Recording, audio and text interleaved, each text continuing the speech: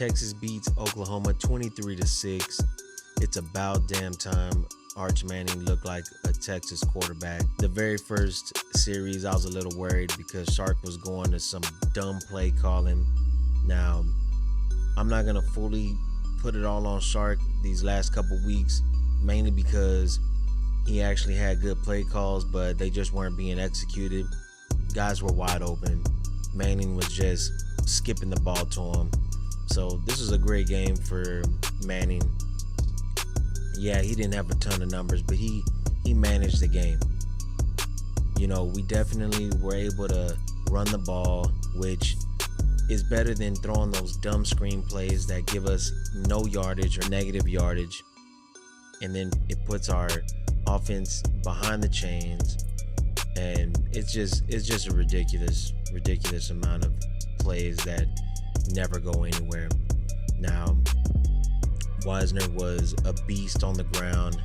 Definitely needed him to have a great game, which he did. You know, we have great running backs every single season, and granted, like quite a few of them did get hurt, but they're healthy, and we have to be able to utilize them. What's the point of recruiting these top running backs just to not use them? You know, Arch, he's a good quarterback. Is he a great quarterback? That remains to be seen. This is his first time starting. You know, he's going up against guys that are going to be playing on Sundays. You know, a lot of talk about him not playing against, you know, top tier defenses, especially whenever he was in high school, which you can't really argue that, especially if he was playing in Texas, you know, 5, 6A, you know, that's where them dogs are at, especially. So, you know, that's something that he wasn't going against all the time playing in Louisiana. So, you know, I love my Longhorns, but I'm an objective Longhorn fan. I'm gonna call it how I see it.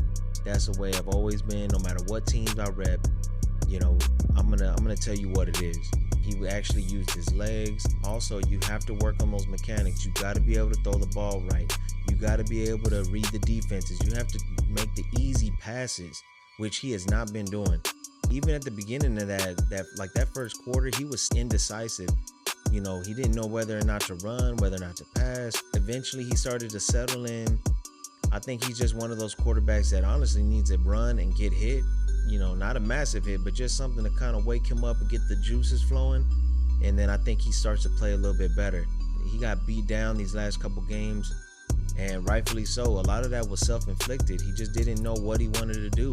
You got 3 seconds minimum to figure out what you want to do, and just go out there and throw it. Be confident in yourself. That's the only way you're going to be able to progress out here. That's the only way. Our defense is top-notch. They didn't give up anything in that second half.